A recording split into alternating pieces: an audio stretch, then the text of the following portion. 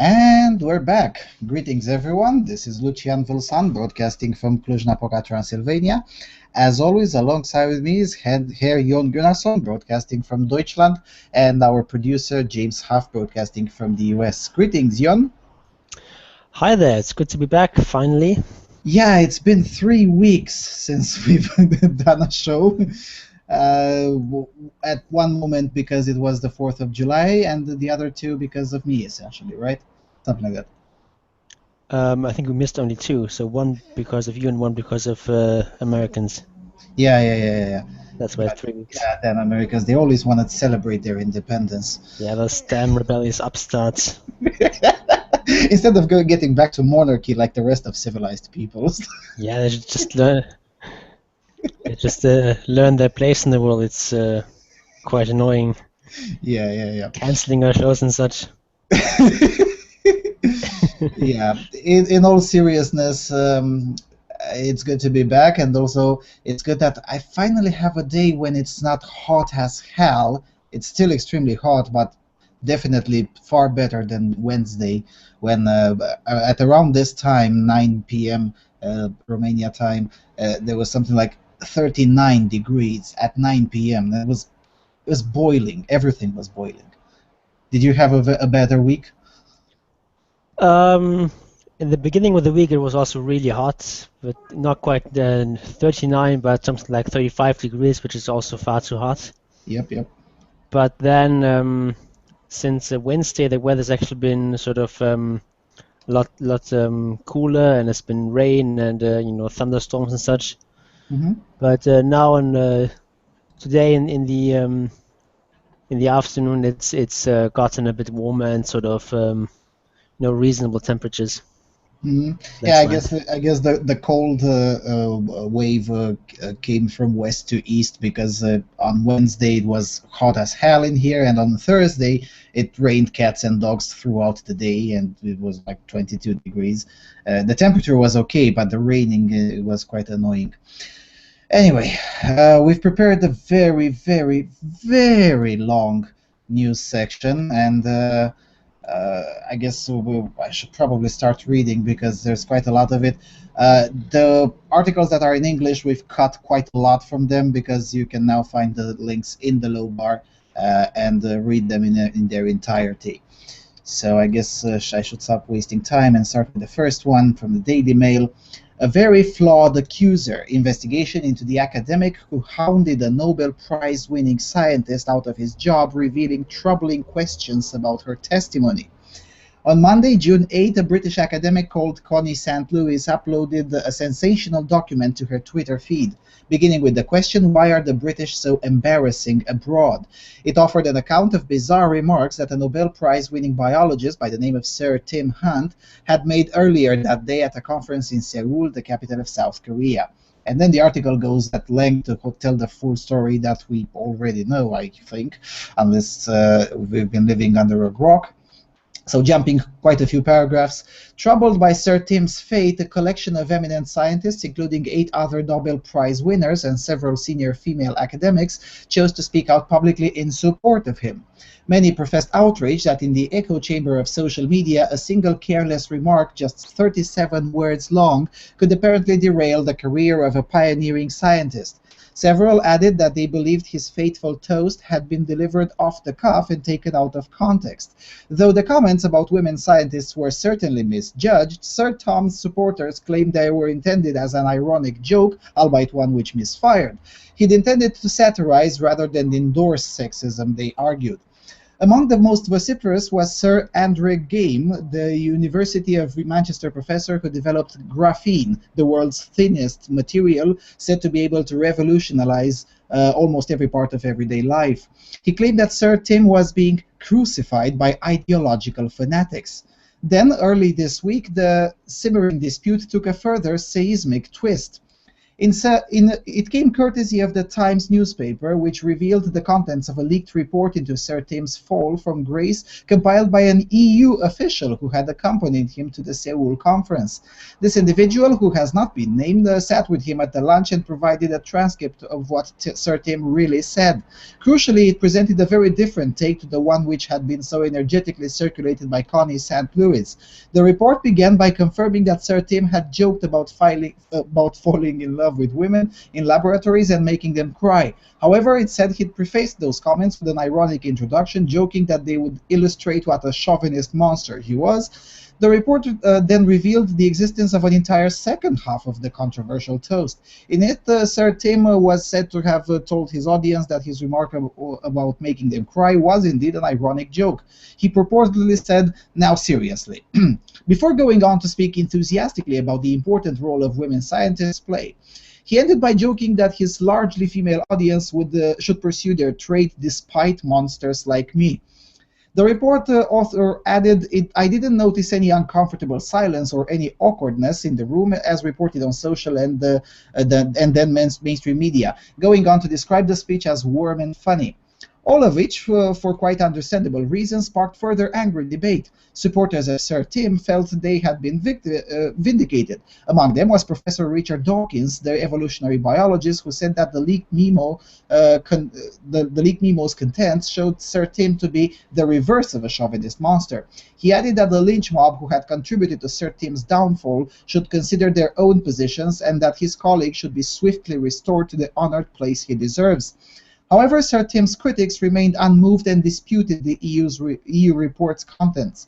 Importantly, given how the scandal had originally emerged, they were led by Connie St. Louis.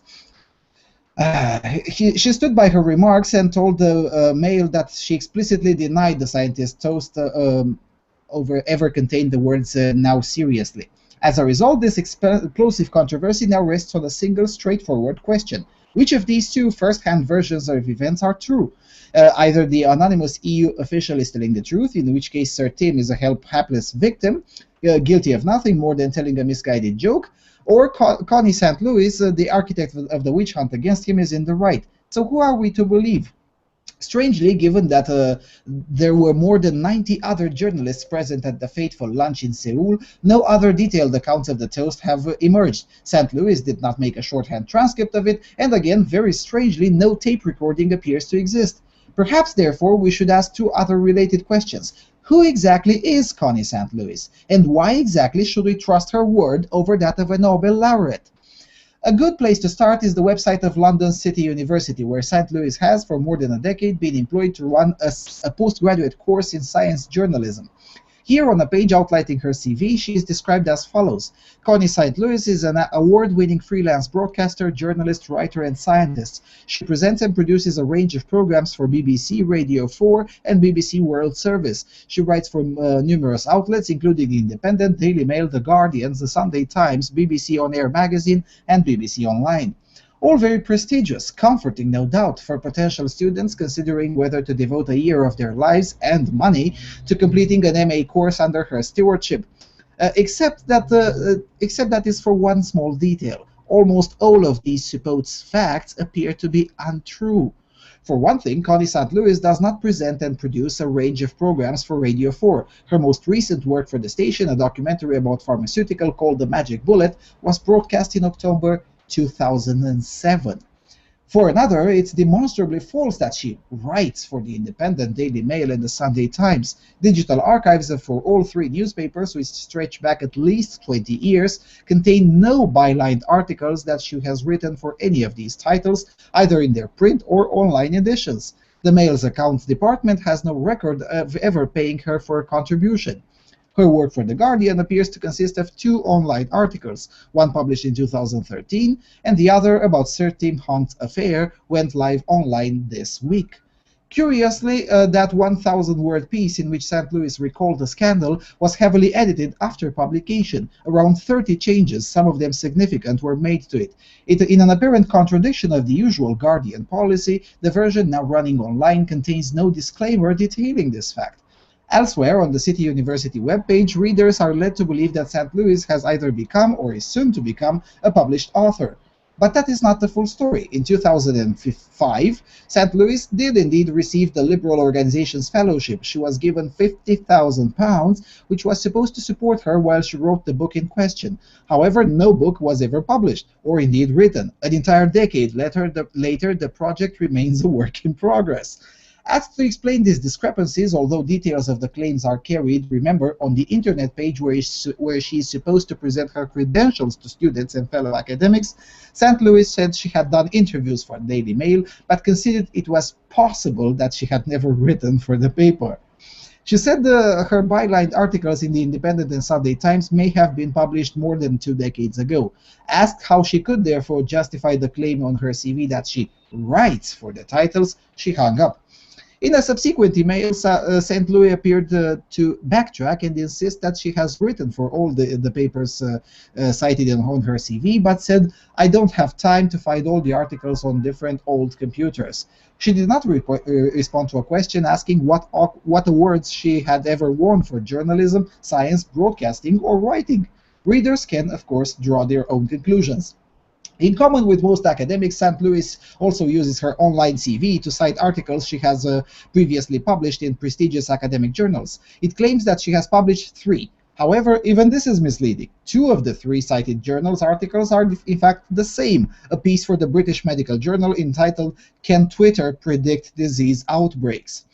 Are such errors merely sloppy, or were they designed to mislead? And what do they tell us about the attention to detail of a woman whose purported recollection of a short lunchtime toast has effectively ruined a Nobel laureate's career? Again, readers must draw their own conclusions. This is not, however, the only medium in which St. Louis appears to make false or at least misleading statements. Earlier this year, she stood successfully in an election to become a board member of the World Federation of Science Journalists. As part of the election process, St. Louis was required to present a detailed CV to voters. This document, which stretches to 6 pages, is still on the WFSG's website. It contains several deeply questionable statements. In an early passage, she, for example, writes, "I'm a regular contributor to ABC News Worldview TV program, yet ABC News Worldview has not aired for roughly 5 years. Factiva, an online search engine which carried transcripts of it, suggested that the last recorded contribution by Connie St. Louis to the show was on May 31st, 2006. The CV again is unclear. In a section outlining her education, she states BSc's upper second-class degree in applied biology, but it does not state where she gained it from, making it impossible to fact-check. In the meantime, those who have condemned the Nobel laureate, Sir Tim Hunt, may wish to re-examine some of her previous statements about the affair. Take by way of a final example, an interview with the BBC on June 10, in which St. Louis recalled that toast in Seoul. Quote, "He just plowed on for 5 to 7 minutes, actually," she said. "It was really shocking. It was culturally insensitive, and it was very sexist." Strangely, the passage from Sir Tim's speech that St. Louis has so far made public is exactly 37 words long. It would take, at most, 20 seconds to recount.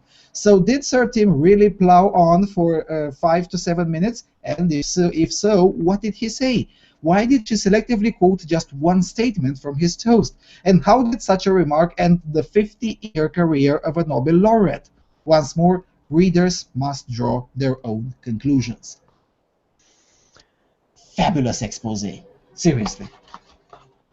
Yeah, but is anyone surprised, really? I am surprised that she's such a fraud. I mean, I would have expected to be the whole story to be largely bullshit, and the character of the accuser to be at the very least questionable. But this level of fraud, I have to admit, I didn't expect. I mean, come on, nothing from her CV is legit. Yeah, it does seem like she's some sort of compulsory liar.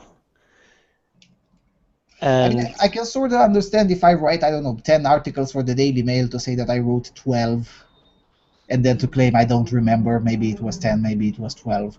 That kind of makes sense, but you never wrote anything for that publication. Say, well, they might have not been published. Really? Come on. I guess I wrote so many I didn't even notice it. I think it didn't get published. Yeah, I mean, for instance, if someone asks me now very quickly, how many articles have you wrote for AVFM? I have no idea.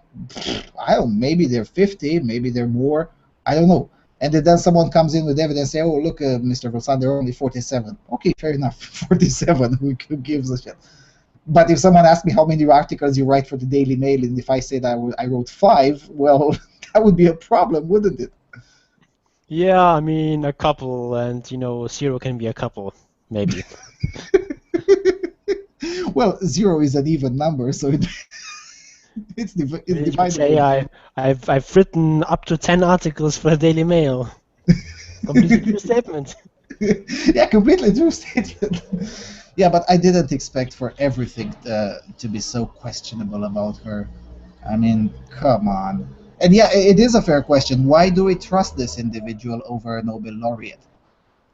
I mean, obviously now we know that she's really untrustworthy, but even before we shouldn't have trusted, or no one should have trusted her that much. It's just one person's word. We shouldn't just effectively end a Nobel laureate's career just because someone said something um, negative about him. It's just one person's perspective, even if she were some sort of trusted source. It's still Yes, just one person yeah, I claiming mean, this, and before we go on to condemn him, we should ask, can we trust this person? Do we have evidence that he actually said this? Is since it do was a conference, not a toilet, can anyone corroborate? yeah, exactly.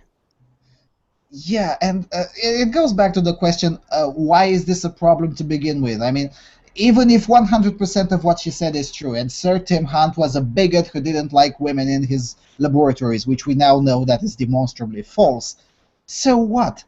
That's why I appreciated that article written by Rachel on AVFM. I prefer sexist scientists who get shit done over journalists who are busy policing everyone else's language on everything. Yeah, and I mean even calling it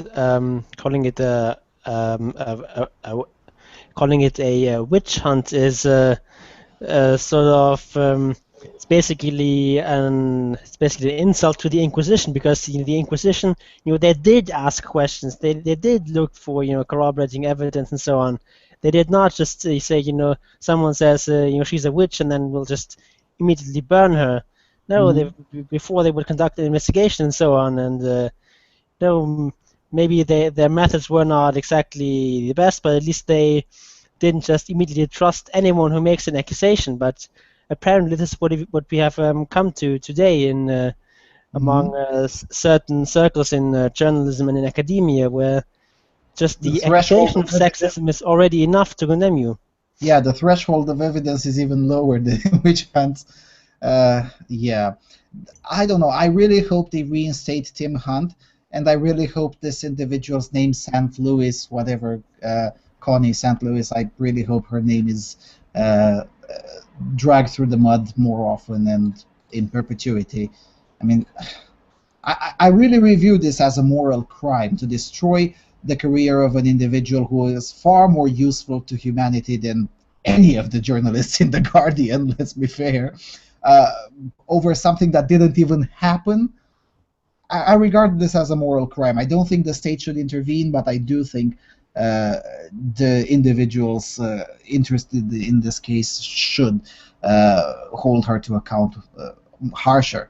And this article in the Daily Mail, I was impressed. It's very long and very harshly, heavily documented. Very impressed. I don't know why the Brits keep calling it Daily Fail. Come on, it's actually a good article. Yeah, I mean, of course, you can't really trust the Daily Mail either. They do have their own biases and so on, and they're not exactly the most high quality newspaper. But then, most newspapers these days aren't exactly high quality. So, we should treat that with a bit of caution as well. But I Well, think I this article in downloaded her particular is quite CV. excellent. Yeah, I downloaded her CV. Everything it says there is correct about the CV. And I also Googled her name an hour before the show and see if she hasn't indeed written anything anywhere. And it seems to be true. I mean, I haven't found something that is overtly wrong. But yeah, fair enough. But then again, looking into the context, when I look at the Guardian, I'm starting to like the Daily Mail quite a lot. Maybe it's my own bias at play. And because it's my own bias at play, the next article is obviously again from the Daily Mail. And just after I loaded Daily Mail, I'm gonna mock them a bit. Sadly, it's something that's all too present everywhere in the European media and elsewhere. Daily Mail titles, ISIS has killed 74 children and 86 women among the 3,000 civilians it has executed in just 1 year, report reveals. Sadistic jihadis fighting for the Islamic State in Syria have brutally executed more than 3,000 people over the past year, including 86 women and 74 children, a new report has revealed. Of the 3,027 people killed, 1,787 were civilians, according to research by the Syrian Observatory for Human Rights. According to the report, 74 children have been brutally murdered by ISIS since the terror group self-declared the establishment of a caliphate under enclaved leader Abu Bakr al-Baghdadi was the head of the world's Muslim during a sermon in Mosul's Grand Mosque on June 29 last year. ISIS brutally executed 930 members of the clan in Deir ez-Zor last year after they rose up against the extremist Sunni Muslim group. The Monitor said it had counted at least 223 executions in the Syrian border town this week. The observatory also documented 216 ISIS executions of rival rebel factions and Kurdish fighters, as well as the bloody killings of nearly 900 soldiers loyal to the President Bashar al-Assad regime. ISIS has also executed 143 of its own members, it accused of crimes including spying, many of them captured as they were trying to desert the group, and the observatory said. Meanwhile, at least 8,000 jihadis have been killed in fighting at airstrikes in recent months. The news comes as aid agencies warn that the number of Syrian children being forced to work keeps growing as the conflict drags on, with those as young as 6 reportedly working in Lebanon. Syrian refugee children have become the joint or sole breadwinners in almost half of the households surveyed in Jordan, the United Nations Children's Funds and Save the Children said in their first comprehensive report on child labor among Syrian children across the region. Children keep being recruited as soldiers in the 5-year-old conflict. They are being sexually exploited and trafficked, according to the report, which draws on data collected in recent years. The war in Syria has killed more than 220,000 people and displaced around half of the population. The conflict has pushed thousands of children into the labor force. They now harvest potatoes in Lebanon, work in shops and restaurants in Jordan, bake bread and fix shoes in Turkey, and are exposed to multiple hazards in quarries and construction sites. 3 out of 4 working children surveyed at the Za'atari refugee camp in Jordan say they suffered from health problems, according to the report. The report said most children in host communities in Jordan work 6 or 7 days a week, earning between £2.50 and £4.50 daily. Okay, £4.50 daily. That's luxury. I mean, I know qualified people in Eastern Europe, particularly in Bulgaria and Serbia, who work for far less than that. And 4.50 is what, something like €6 per day? Something like that, yeah. Yeah, in Serbia, €3 per day is a very big wage. Most people earn something like 1.5, 150, 175 a day. So either the numbers are wrong, or maybe, just maybe, the conditions are slightly less harsh than they make them to be. And the second part is, isn't it weird that it's always children who get get into forced labor, and it's civilians who get killed, but never boys, and never men?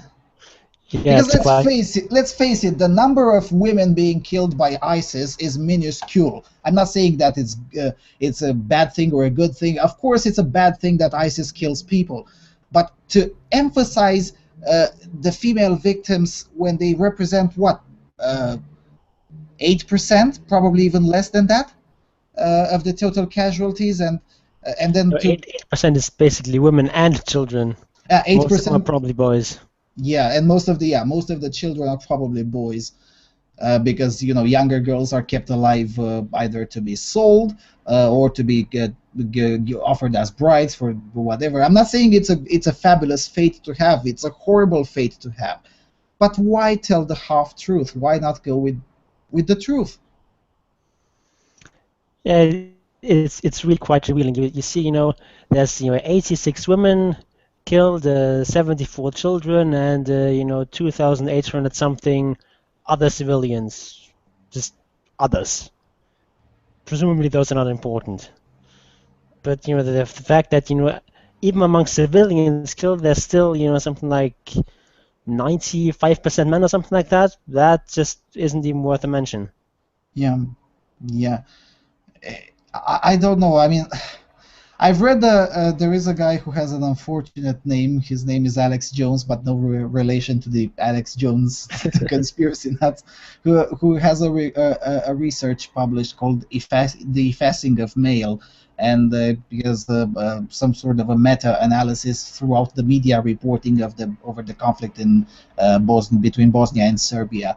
And it seems that the phenomenon is actually quite older. It's not something that's emerged recently. Uh, this phenomenon of the media to just efface the existence of boys and men entirely out of tragedy reporting. But never, and that's an important aspect of it, but never to efface the sex of the assailants. So we always have gunmen, but we have civilians. Or have you ever heard the words gun person or no. hit person or I don't know highway person or something like that? No, never. Yeah, I don't know what to make of this. I recognize the existence of the phenomenon. It bothers me, but I don't know what to make of it. Is it something intentional of the media, or is some inherent bias in most journalists or in all journalists that just happens to be there somehow pre-existent? I don't know. I really don't know. I mean, I just think that people sort of naturally assign sort of a greater importance to violence against women, whether it's killing or injuries or whatever it is. Whenever people suffer physically, female suffering just somehow seems to be taken as being more important and just overall a bigger problem. Whether or to what extent that's biological or cultural, I'm not sure, but it's definitely not something that is recent or that we can really attribute to feminism or something like that. It's just, I think, a lot older than that, and I frankly don't know whether we can get rid of that or whether it's just something we have to live with. Yeah, I don't attribute it to feminism either. I mean, I read as part of the research. By the way, I'm starting to write a book, and as part of my research, I read some old articles from the Russian press, like in 80s, 70s. So, and it still had things like that. I mean, during the Russian-Turkish War, which we here in Romania we call it the Independence War for bloody good reason. During that war, the Russian press also had this kind of way of reporting several women, several children, and civilians or casualties or something like that. But not the press in my country. The press in my country had very detailed numbers with even the ethnicity of those who died. So yeah, I don't blame it on feminism either. It's clearly that it's older than that. But what's not clear is why has it been generalized more recently towards everyone, whilst in the past there were countries who viewed it in one way and others in other ways. So it seems to me that it may not be biological. Yeah, that's actually interesting that this used to be different in Romania. So that's Not just here, the Yugoslav press also reported it based on ethnicity and sex, and they didn't have this kind of bias. And also the Hungarian press had a similar way of looking things. So yeah, it's not like Romania is some special snowflake. It's not. I don't know. I don't know. But it seems to me that it may not be biological or part of the inherent gynocentric bias, but rather something that is learned. When it is learned, I don't know. that's really interesting. I think it's worth looking into further. Hmm. Hmm. Okay. Let's go to the next one. Okay, the next one is from Germany, from Der Spiegel. Fathers, you're a force to be reckoned with. They'd really like to, but somehow it doesn't work out. For years, surveys have shown the same trend. Fathers long to be able to work shorter hours, but in reality only a small fraction does.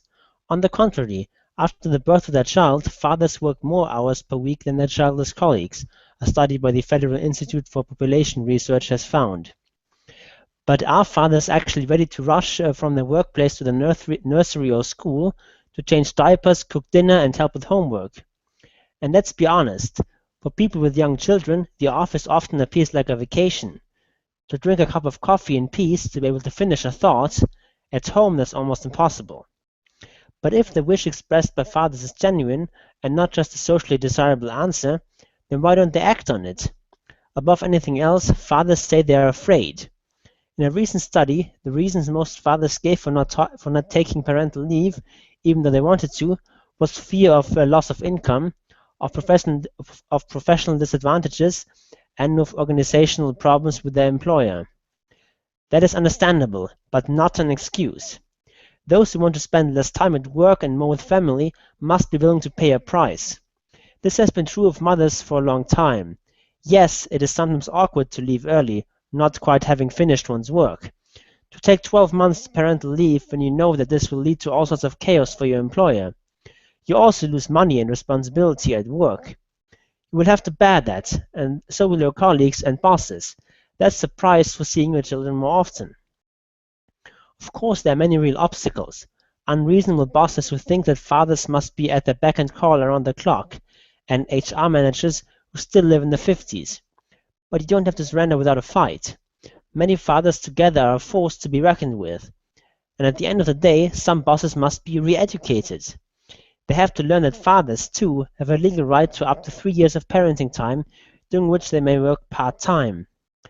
One father revealed in this recent study that it had been easier to take some time with the second child, because nowadays every father-to-be takes advantage of parenting time. This is a numbers game. We have to reach a critical mass.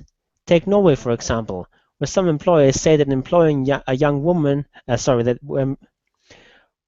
some employers say that employing a young man is now an equally big risk as employing a woman, because many men put their career on hold for several months to be with their child.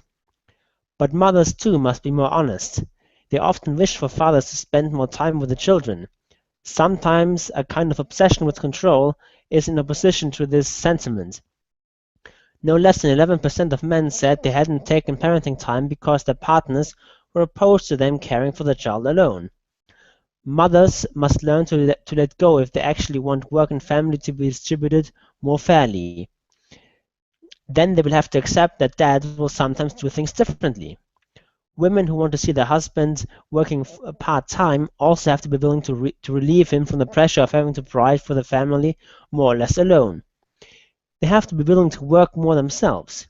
Even if the woman earned a higher salary than her partner before the birth, it is usually just the mother who reduces her working hours. Many women want to be with their child during the first years, but if the father has the same wish, women also need to be willing to compromise. This struggle between parents can be exhausting and filled with conflict, but in the end will make us all happier.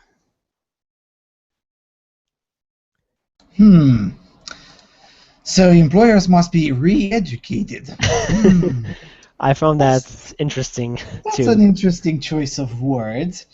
And besides that point, I don't believe that it's an equal risk of employing a young woman and a young man. I don't believe that. I don't believe it. I think that's nonsense. And also, how do I put it? I don't give a damn about the legal right, whatever.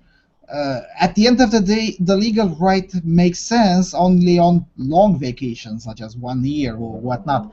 But on short terms, especially in highly competitive environments, it doesn't really matter because the actual mother still has to miss work for a couple of weeks to actually go and give birth to a child and recover medically and then come back to work. And also that nonsense that the office seems like a vacation, and everyone who has school children knows this. That's utter nonsense. That's simply not true. Except if you work in some bullshit non-profit. I mean, if you're an HR officer for Greenpeace, I can believe that. But if you're, I don't know, in an IT corporation or you work at Volkswagen or what, I don't believe it. I don't think working for Volkswagen is easier than raising a child. Come on, no. Yeah, but there's also some good parts in this article. So I thought it was interesting, sort of a mix of some stupid statements and some reasonable ones, like that there is a bit of a contradiction here, that so many people say they want to take more time with their children, so many fathers, but they don't, which she sort of dismisses this, but I think it is a lot to do with this sort of social desirability bias, that people just say they want to spend more time with their children, which, they of course they do, but they're not really willing to pay the price. But saying, I wanted to spend more time with my children, but I'm not going to because we need the money. That's not a very nice thing to say, but that's the reality for a lot of people. And it's not an unreasonable statement either. No, it's not. And what's more important, well, she chastises fathers for not being willing to pay the price. Well, excuse me, isn't the state who is trying to do everything for women not paying the price for that either? So, wait a minute. And what is so wrong if more women than men are willing to pay this price? So what? Why is this a problem? Yeah, that's my sort of main complaint with this article. It's just this sort of default assumption that everything needs to be equal, and if things are not equal, then that's ipso facto a problem. And it doesn't matter whether it arises out of people's preferences or something like that. No, that's irrelevant. We just need to make things equal because that's equal, and equality is good, and that's it.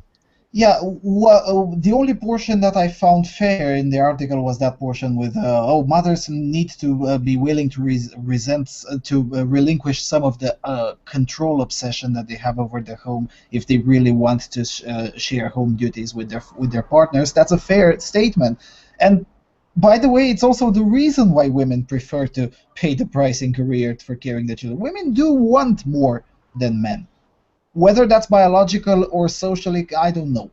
I would assume it's a mixture of both, because that's usually the case with these kinds of questions. But if women are willing to pay the price and the family overall is content with that kind of arrangement, why should the state intervene? Why chastise the families who dare to make such unequal arrangements?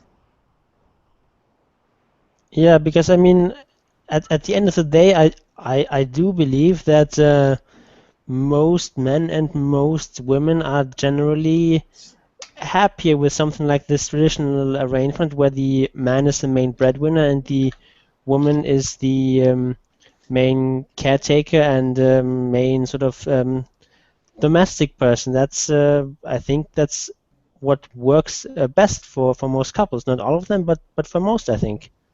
Yeah. Because that's just sort of how the preferences of men and women tend to align, and I don't see anything wrong with that. Provided and this is the case already, those preferences are freely chosen today. Nobody can claim that there's something forcing them legally, or I don't know, something that forces them to adopt something that is totally against their own beliefs. No. Most people actually freely choose these kinds of arrangements, and if they do, yeah, I don't see the problem. It's not the kind of arrangement that I would take, but then again, it's not my child, not my family. Who am I to judge? But it seems like if you're a journalist these days, who am I to judge is a very bad attitude to have, because if you're not constantly judging people, then you don't have enough things to write about and not enough people to wag your finger at. I disagree. I have always have things to write about, even adopting the "I don't give a flying tosh" school of thought. And speaking of families and children, the next article is also about this, coming from the University of Minnesota. When times are tough, parents favor daughters over sons. This is something that comes as a surprise to me. In tough economic times, parents financially favor daughters over sons, according to researchers at the Carlson School of Management at Rutgers Business School. Their study, forthcoming in the Journal of Consumer Research, found participants preferred to enroll a daughter rather than a son in beneficial programs, preferred to give a U.S. Treasury bond to a daughter rather than a son, and bequeathed a greater share of their assets to female offspring in their will when they perceived economic conditions to be poor. Almost all parents say they don't favor one child over the other, but economic recessions subconsciously lead parents to prefer girls over boys, said Rutgers professor of marketing Cristina Durante, lead author of the study. In the experiment, 629 participants read a news article that described the economy as either improving, getting worse, or neutral. Then they were asked to make a will dividing their assets between an imaginary son and a daughter, as well as assign one to a beneficial program. Those led to believe tough economic times were ahead, allocated nearly 60% of their available resources to the girl, compared to a nearby 50-50 split between the two children when economic conditions were viewed as either neutral or prosperous. These findings in humans align well with the behavior of other animals, adds Professor Vladas Griskevicius of the Carlson School. When resources are scarce, parents prefer females because they have a larger reproductive payoff. Almost every female child will produce some offspring, but many male children end up having zero offspring. Another experiment in the paper explored the boundaries of age on resources allocation. As expected, the bias towards females was stronger as the children moved closer to the reproductive age. To bolster the findings in their experiments, the researchers also examined relationships between U.S. real GDP and retail spending on apparel for boys and girls between 1984 and 2011. They discovered that when the economy was struggling, the ratio of spending of girls versus boys increased 19.8% compared to when the economy was faring well. As the GDP decreased, relative spending on girls versus boys increased, said Associate Professor Joseph Redden of the Carlson School. Depending on daughter versus sons in economic recessions has implication for both parents and businesses. By being aware that they can unwittingly bias their spending towards specific children, parents can more carefully track specific spending to maintain equity. When we survey parents, it is very clear they do want to treat their children equally, says Redden, but if they're relying on feelings for how they're allocating resources, it's very likely this bias is seeping in, especially when times are tougher and they don't have money to do everything, added Redden. For companies, recognizing the consumer bias towards girls is in difficult times could allow them to better optimize manufacturing, sales, and marketing efforts. Well, seems like a compelling argument, especially the correlation with the GDP. 1984 2011, that's a quite long period. I don't know what to say. I guess you said that you were surprised, but to me it sort of seems to align with my expectations, because I mean basically for exactly the reason that was given in the article, that this just makes a lot of sense from an evolutionary perspective, that when you're not doing well economically, that's really going to hurt a son's reproductive chances, because he's not going to have as much in the way of resources and so on, and so is a lot less likely to have a lot of offspring. Whereas in good economic times, a son can have a lot of offspring, whereas with a girl, it does not depend as much on sort of material factors, that she's very likely going to have some offspring in good economic times or in bad ones. So this seems to make a lot of sense. Yeah, let me tell you why it does surprise me. On one hand, it would seem to me that when the economic times are tough, and most parents, whether they admit it or not, they want their children to get married and bring grandchildren. Most parents do want that, whether they admit it or not. It makes sense to favor the son for the simple reason that everyone knows subconsciously that the bigger the wealth, the higher the chance as a man to attract a mate and have children. So that would make more sense to me. More to the point, in China, where one would have to, one was forbidden to have two children until very recently, to have more than one child. The sons tend to be favored precisely for the reason that it could help the parents themselves too. So it served their selfish interest. And considering that China has been in dire straits economically until also very recently, that's why I assumed that it would. That's why these results tend to be surprising to me, because I would have thought that it would have been exactly the opposite. But if this is true, and in times of economic depression, parents favor their daughters over their sons, if this is true, then it kind of blows up the entire feminist narrative that the parents uh, today tend to favor their sons over their daughters, which is clearly not the case in the considering that the economy is in constant depression, at least in Europe, for quite some time. Wait, yeah, I, I guess I that's restricted true. It's I sort restricted to of, Europe. In the US, indeed, the economy has been growing slowly, but it has. In Europe, not so much. yeah, but of course it still sort of depends on what sort of the reference line is, whether it's how much of it is about sort of absolute wealth and I guess relative wealth, whether because I mean the economy hasn't really been growing the last couple of years, sort of more Yes. or less been stagnating, but sort of in absolute terms it's still sort of very good, and by historical standards still Europe is really rich right now. Yeah. Yeah, fair enough. Fair enough. But then again, in that case, the United States was fairly rich even in 1984, or even during the recession of 2008. It was actually very rich in comparison to, I don't know, the US of 1950s, for instance. Yep. And also, I really like that the article does mention that there are some other factors, such as where the child who is more closer to the reproductive age gets to be favored also.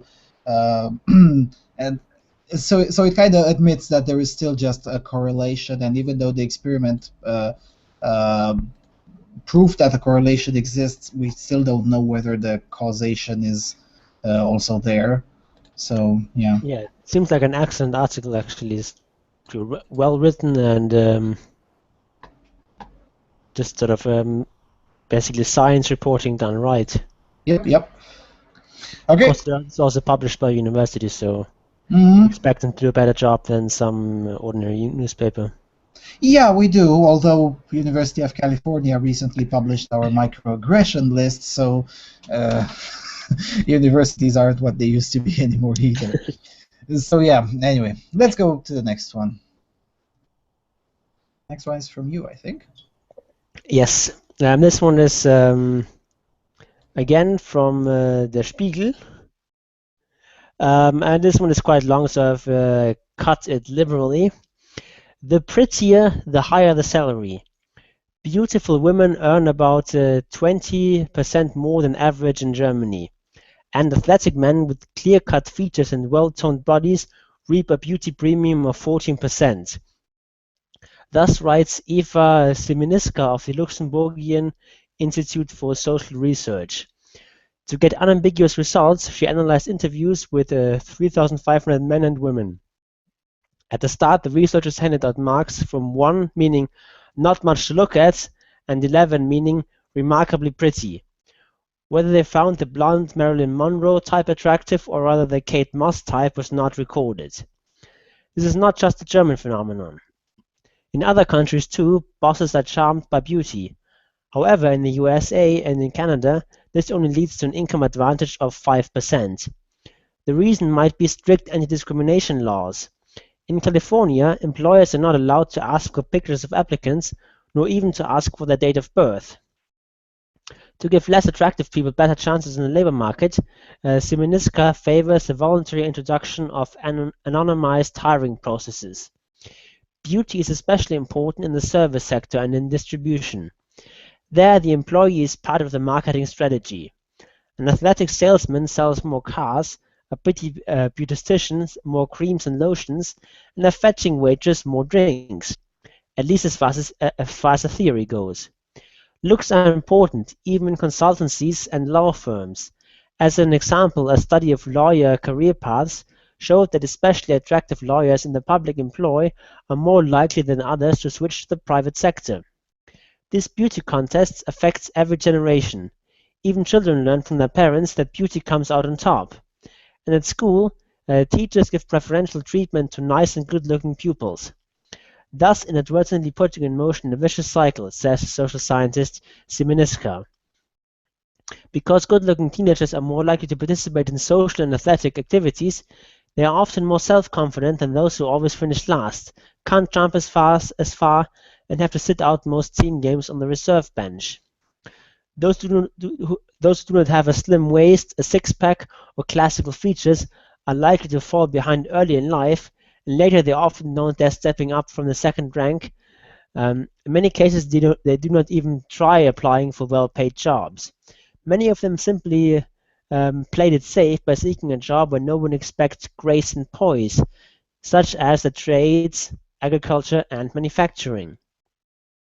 Men, too, face beauty standards, but different ones than women. Whereas waitresses, TV presenters, and saleswomen lose in salary with increasing weight, men's salaries rise with increasing weight. This is especially true of men in manufacturing. Quote, underweight men earn up to 8% less than their colleagues with normal and high weights, says the business researcher Marco Caliendo of the University of Potsdam. Together with his colleagues from City University in New York, he analyzed 18,000 data points in the so-called Albus study. And the article goes on a bit after that, but in the interest of time, that's all I'm going to read. So, yeah, it makes sense. What does? Everything, it makes sense, except for the portion of the University of, the state of California banning people from even asking their date of birth. I think that's utterly insane.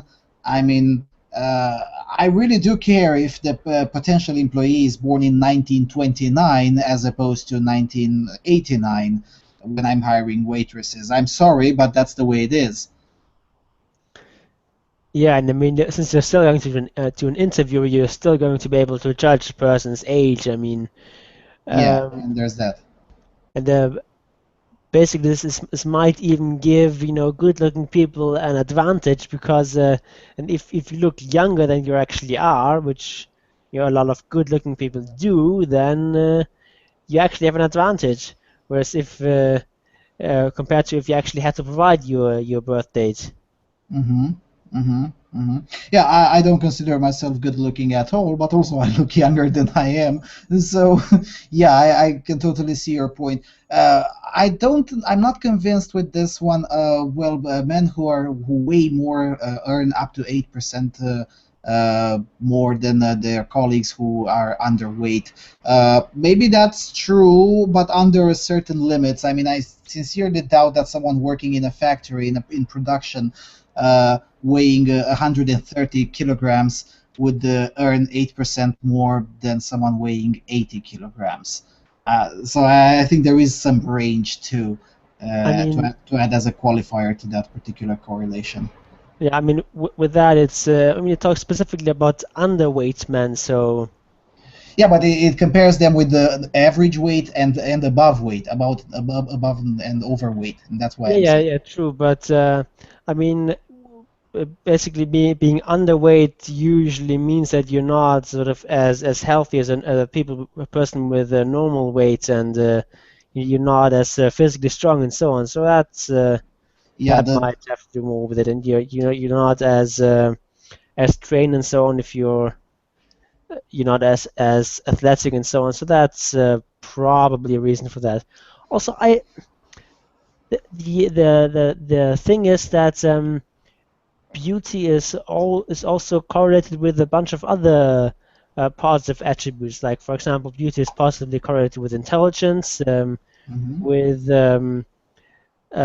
just coming from a sort of high socioeconomic background, and things like that. So I would think that most of this 20% difference is not actually causal, that it's because of other factors. But I do definitely still think that at least part of it is causal, that people they prefer attractive people and sort of attribute good qualities to them, which in some cases is justified. As I said, there's positive correlations with a bunch of other positive attributes, but probably people sort of overestimate it a bit, and there's of course just plain old lust that plays into that a bit as well. But it's especially when talking about people who are supposed to be salespeople and interact with customers and so on, that's not an unreasonable thing for employers to take into account. We're talking about wages and so on, because they are genuinely able to do their job better if they are attractive. That's just a fact. Yeah, because whether we like to admit it or not, especially if you're a front desk salesman or saleswoman, speaking from I've been in both situations, front desk salesman and customer, and as a customer, I just wouldn't buy from someone who physically repulses me. I just won't buy. Unless it's something that I really need, such as, I don't know, toilet paper. I'll buy toilet paper because I actually need it right now. But yeah, but that's not exactly very many toilet paper salesmen around. Actually, you'd be surprised. I've met in the Netherlands someone who was a toilet paper saleswoman. Okay. Yeah, and she was very adamant about promoting her own particular brand of toilet paper. And seriously, I'm not joking here. I mean, I was barely abstaining myself from laughing out loud because the idea of a toilet paper saleswoman was it was just funny. Come on, it was funny. I'm not saying she did a good job of promoting her. Sounds like a rather shitty job. Yeah, pun intended, I guess. Yeah. I don't know. She sold like a few rolls of toilet paper to the people who she pitched to. So I guess it worked. Winning, I guess. But yeah. Anyway, so I was saying, if it's a product that I really need right now, so for instance, my computer has just broken. I have to be live on in just 1 hour, and I really need another computer, and someone really unattractive pitches me something. Here's this computer is 50% cheaper than you would see in a normal store. I'll buy it because I really need it right now. But if it's something bigger or something that I can afford to not buy today, and I can buy a week from now or a month from now, I just wouldn't buy from a physically unattractive person. I know it sounds radical and bigoted from me, but it's true. And I'm pretty sure most people think like me. Subconsciously, I mean, because, for instance, in most cases, this kind of decision, whether you find someone attractive or not, is quite spontaneous. You don't think about it. Oh, look at that person. Am I finding it attractive? No, it doesn't work that way. Yeah, but I don't know if my reaction is as strong as what you've described, but it definitely plays a role on a subconscious level, and it's not something you can really train yourself out of, probably. Or maybe you can, but it's too much of a bother to... Yeah, I mean, like, why would you? It's... Yeah, fair enough. But I guess we're talking about from our position of privilege or something, even though I'm ugly as hell myself. But anyway, we're talking about from our position of privilege, of course. Yeah. So other than that, I don't find anything surprising in that report. I mean, it makes sense. It makes sense. Sure, it is unfair. What doesn't make sense is that what this Semeniska woman says is that that there's this idea of beauty is imparted by parents and teachers and so on. That's, I think, it's nonsense. I think it's At best, it's slightly reinforced. At best, yeah, but I can agree with that. mostly it's biological what we find attractive. That's culture plays into that to some extent, but for the most part, it is biological. hmm Yeah, I can sort of understand the portion that, well, parents and teachers sometimes reinforce some things, but yeah, I don't think that culture plays such a big role in this, especially considering that we're not talking about getting a mate or something. I mean, I can sort of understand how culture can influence some small details, some fine-tuned details when choosing a partner to have children with. But when it comes to just randomly finding people attractive or not in the workplace or whatnot in the marketplace, I don't think culture has anything to do with that. Yeah. What I found interesting is that there's this big disparity between Germany and the US and Canada, where it's only 5% there, which is They say surprising to that's me. That they, seems really low. yeah, but the article also explains why, because they have more the anonymized anti-discrimination laws and whatnot, and that Yeah, but might. it seems to me surprising that this has such a big impact. Yeah, yeah, it is. It is a bit surprising, but on the other hand, we have to remember Americans tend to enforce their laws with much more religious zeal. Yeah, I mean, yeah, but this kind of anti-discrimination suits that you get in America, that's just nothing compared to Germany. When Yeah, in or America, anywhere else in Europe. in America, you can get millions in such a settlement, whereas in Germany you might get a couple of thousands if you win. At best, yeah. It was recently that Swedish intern who got from a rich American guy for alleged sexual harassment $18 million. Amazing, because he looked funny at her or something like that. And I mean, sexual like and, $18 million would be excessive even if she was raped by him, but just for being yeah, sexually harassed, it's insane. yeah, and the sexual harassment wasn't actually proven because yeah, they had sex, but they also had. He sexually harassed her, and then she went to him for more. That's what evidence looks like. So, You know, yeah, the standard value of a human life in America is about $7 million. That's sort of what insurance companies and so on. so That's the that's figure they use typically. so So 18 basically, million this is 2 murders and a half. yeah, this person was sexually harassed. That's basically 2.5 murders. That's insane. Amazing. Okay, let's go to the next one. This is from Sweden, from Sveriges Radio. The Social Democrats want to block porn sites, legislate against the exploitation of bodies, and yes, it's that insane. It starts fabulously. Porn, just as domestic violence, represents the ultimate effects of inequality in society, says Veronica Palm, Member of Parliament for the Social Democrats and the Vice Chairman of the Parliamentary Social Committee. I guess I should say Vice Chairwoman. Sexy Swedes don't have chairwoman. Anyway, Veronica Palm would not prohibit people filming themselves or taking pictures at home, but she wants to block access to the commercial pornography or that which is designed to harm anyone, such as revenge porn. By the way, for the record, revenge porn is already an offense in Sweden. I mean, she's supposed to be a lawmaker. She should have known this. Anyway, just like that, according to the law, we may block child porn, so we should block other types of porn, believes Veronica Palm. We have a ban on child pornography, which has been passed as a boundary. I think it is worth looking at how to bring boundaries also in terms of commercial pornography, she says. Josephine Temrel, second vice president of liberal youth organization Flux, is critical. She agrees that pornography reflects the standards that exist in society, but does not think that something should be done through legislation. This is something that could be viewed as blaming people's sexuality. It needs to be okay to watch and enjoy porn. I think it is problematic if we say that porn overall is something bad.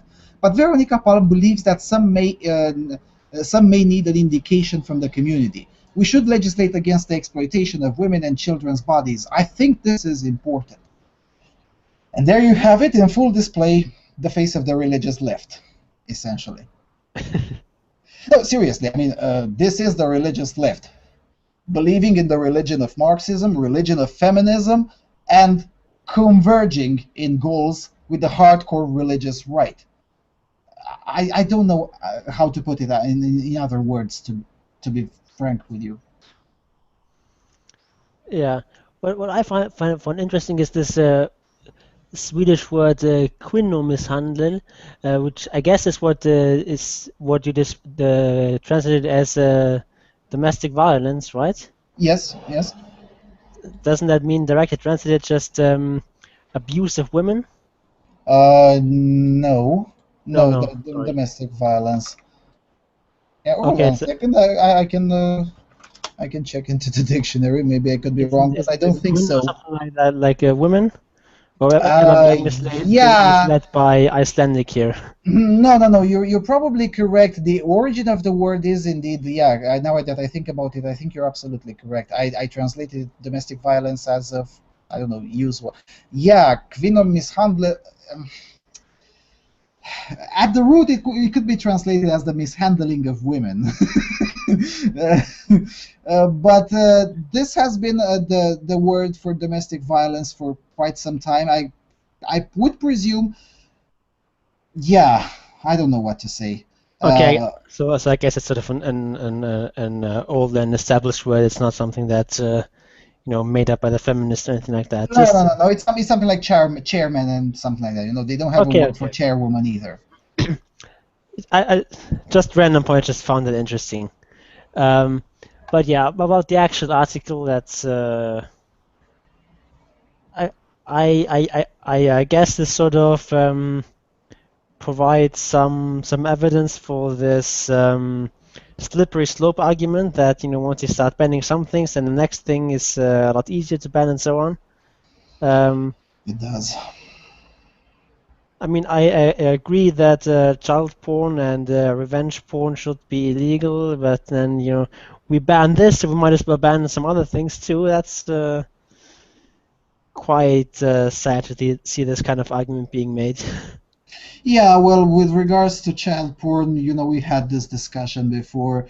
I don't have an opinion anymore. I used to agree with an outright ban and whatnot, but considering how much harm these kinds of laws have done, with people being imprisoned for clips with themselves made when they were minors, I don't know. Yeah, that is obviously stupid.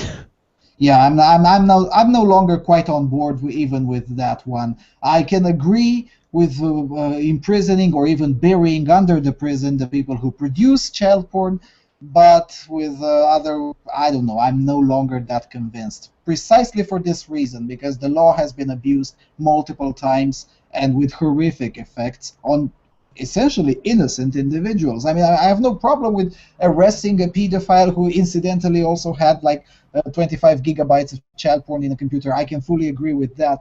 I can no longer fully agree with throwing the book at everyone for things that can technically be child porn, such as a video with yourself, but in reality is just stupid to ruin people's lives over that. And in Sweden, they even had some very bizarre, and I think it's still in place.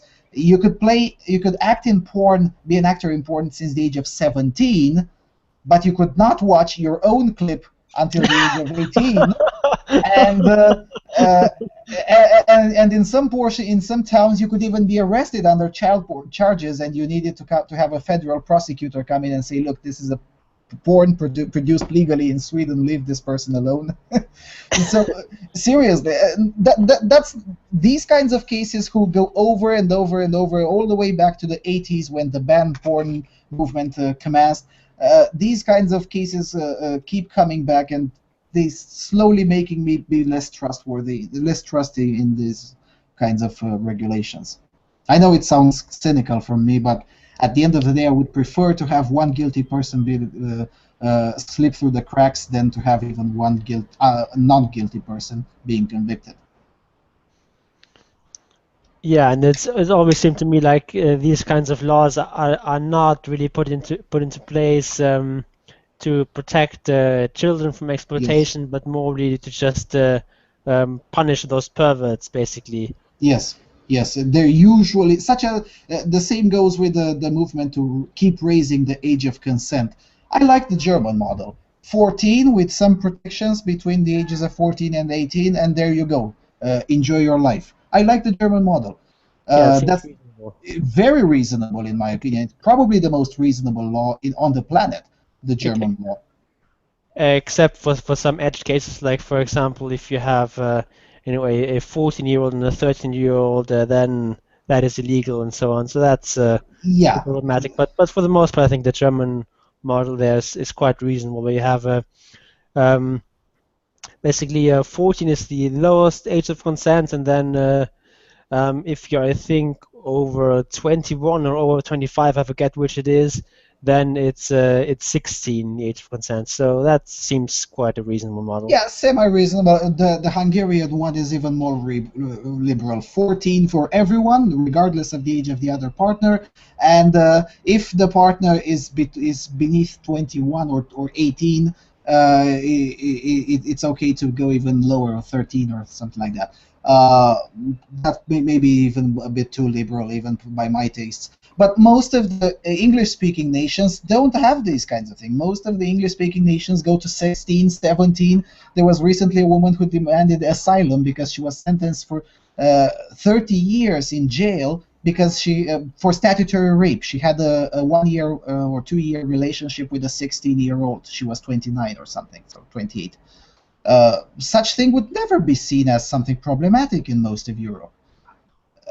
So that's why these kinds of cases make me believe less and less into these kinds of laws. And as far as I can see, as you said, they're no longer about protecting children or anyone else for that matter. It's about protecting the feelings of those who write the laws to get votes.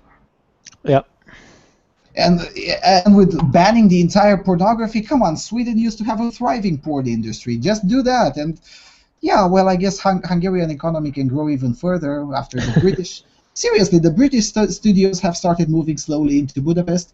I guess now the Swedish studios should also start moving into Budapest, and let's get a big global porn center right next door to me in Budapest. Seems legit. Yeah, I guess the left should be all over that. You get more get to redistribute wealth, and you get more global wealth equality. That's awesome, isn't it? Yeah, The with left regards should to, love that. yeah, what's even funnier is that the fascist regime in Hungary is, very socially conservative, but not against porn. Porn is okay because it brings a crap ton of money to the Hungarian state, and those gay people are nasty, but not the gay porn industry. That the gay porn You know, industry is absolutely money okay. doesn't stink, so Yeah, absolutely. And they're against foreign companies, but not British companies doing porn in Budapest. Those are absolutely okay. Only those German broadcasters who criticize Viktor Orban, those are nasty people. But things like that, Or also the vegetable producers from here who moved to Hungary to escape the high sales tax from here, moved to Hungary to sell their products there. Again, foreign companies, especially those fascists from Romania, are bad, but not the vegetable producers. Those are very good because they provide a steady source of income. So yeah, we can play this game for a long period of time. Okay, going to the next one, coming from Diez.md. Diez is essentially hashtag. Coming from Republic of Moldova, very, very nice country. The Feminist Initiative group demands Kirtoacă to publicly apologize to Greceanu. Now, background story here. Kirtoacă is the guy who just won again, I think for the third time in a row, the city hall of Chisinau, the capital. So essentially, and being the mayor of the capital city is probably the second most important position in the state after being the president of the parliament. So it's a very, very big deal. His opponent was a Soviet woman, literally a Soviet woman. Her name is Zinaida Greceanu, who is on record as saying 8 years ago that she would enjoy going with a machine gun and killing all those nasty children who protest against communism in 2007. So very, very vile human being, essentially. So just so you know who the feminists are defending. So the article goes: the Feminist Initiative Group in Moldova filed a complaint on the National Council regarding elimination of discrimination and ensuring equality, in which it demands that Dorin Chiotoacă offer public apologies to all women of Moldova, and especially those with an age similar to the retirement age, such as Zinaida Greceanu. On June 29, 2015, the re-elected mayor of the capital city, Dorin Chiotoacă, in his speech of coming back to the city hall, he made the following statements. I want to thank Mrs. Greceanu for her participation. I also want to congratulate her for having the courage to be involved in this very complicated campaign leading to the elections. She put a great stain on the men from the Socialist Party and further on the men from Kremlin who hid behind her skirt. They were supposed to come forward, just as it should happen in this. They should have come here themselves and oppose me, not hide behind the skirt of a lady who is already beyond the retirement age and who just essentially forced her to run for the city hall of the capital city. As such, I recommend the Socialists and the Kremlin to no longer commit such acts of cowardness and stop hiding behind some other people. Anyway. The initiative group considers that the statements of the mayor are sexist and discriminatory, and particularly to Zinaida Greceanu and to all women of Republic of Moldova. According to the statements made by the city hall mayor, women should not be in the politics or in an electoral campaign as candidates, because in such a situation, men should be in front of it. He didn't say that, but anyway. Moreover, according to Chiotoacă, women who have an age closer to that of retirement should not run for the position of being a mayor, but only younger women. Well, okay, fair enough. He kind of implied that. We also mentioned that the legislation of Republic of Moldova does not establish an age, a maximum age for the right to be elected, only the minimum age. And we also mentioned that the retirement age today in Republic of Moldova is 62 years for men and 57-year-olds for women. The statements of Mayor Dorin Chiotoacă also contribute to the propagation of stereotypes, as if women are not competent or competitive enough to be in an electoral race. More so, such an attitude manifested by the mayor of Chișinău contributes to discouraging women to get involved in politics. The statements made are of public interest, and they now de facto aim towards all women of Moldova. That's demonstrably false. But anyway, this aspect is demonstrated by the reactions of the women who heard Dorin Chiotoacă statements, which is also demonstrably false. There were only 5 bitches who complained, who declared themselves offended by the sexism manifested by him and publicly engaged in signing this complaint. The initiative, the Feminist Initiative Group, also demands, and it has a very Russian-Romanian style of phrasing things. So essentially they demand him to repent and apologize and whatnot for offending the collectivist sisterhood. Interesting. So now feminists are in the business of defending Bolsheviks. Nice. I like this. Is that a surprise? To be fair, no. Yeah, there is no surprise for me, but it is a surprise for many people who still seem to think that, oh, but you know, feminists are very nice people and whatnot. I haven't heard the feminists whining when Zinaida Greceanu threatened to kill children in the public square because they were they had the audacity to protest against at that time what was called the Communist Party. It's still called, but she's no longer in that party. Now she's in the Socialist Party. You know, she became more moderate. Yeah. So I don't know. I think it would be a mistake from the mayor if he would cave into these kinds of demands. Yeah, I mean, it's almost always a mistake to apologize when you're criticized by feminists, because it doesn't do you any good. They just you know, smell blood in the wash and they'll attack you even more viciously. Mm-hmm. Yeah, and it does essentially cede territory to them, and not even half a centimeter should be ceded, especially considering that, and I've looked into some of those individuals, because they were smart this time. They signed the complaint as individuals as opposed to as organizations. So now one has to do a lot of Googling, and you don't have to just speak the official language of Moldova, which is Romanian. You also have to speak Russian, because some of them tend to be quite overtly funded by the Kremlin. And you need to look very carefully to see who are exactly those offended people. And surprise, surprise, almost all of them are somehow connected to Duginist, Putinist ideological groups in Moscow. Why am I not surprised?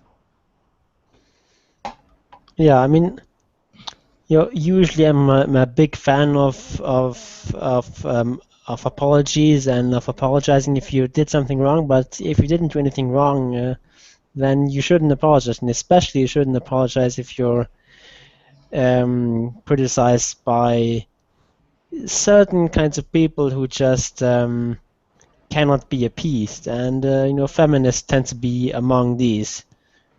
If you apologize, you're just making things worse for yourself. You just have to stand up to these people, basically. Yep. Speaking of Russia and Putinist, Duginist way of thinking, next one comes straight from Russia, Breitbart. None of that funny business here. Russia adopts straight pride flag. And the biggest facepalm comes from me, and I'll explain exactly why. The party of Russian President Vladimir Putin has released a flag for straight pride which celebrates real families, offering a counterpoint to the present celebrations and the homomania presently gripping the United States and other developed nations. The flag, closely based on the design long used by French traditional marriage group La Manif pour Tout, is enhanced by the addition of a third child to the depicted traditional family and the Cyrillic #RealFamilies. The change is entirely in line with President Russian government policy, which is attempting to turn around the declining birth rate by encouraging Russian mothers to have more children as an alternative to mass immigration. Gay interest site Pink News reports the comments of Russia United politician Alexei Lisovenko, who said of the design, quote, "This is our answer to same-sex marriages, this mockery of the very concept of family. We must prevent gay fever in our country and support traditional values." Lisovenko told the reporters that the design was created in cooperation with allies in France who made the original design and was a symbol of friendship, not plagiarism, after users of social media suggested the design had been pinched. The movement is popular in France, but little reported outside the country. Marriage for All marches have attracted 500,000 walkers in recent years. The Russian flag was officially launched yesterday during the nationwide celebration of Saint Peter and Saint Fevonia, who in the Orthodox Church are the patron saints of marriage. Widely celebrated in Russia until the Red Terror of 1917, the holiday was reinstituted in 2008 as the Day of the Family, Love and Faithfulness, and stands as an Orthodox equivalent of Saint Valentine's Day. This is far from the only initiative launched in Russia, launched by the Russian government and the ruling United Russia Party in recent years to promote growth of traditional families.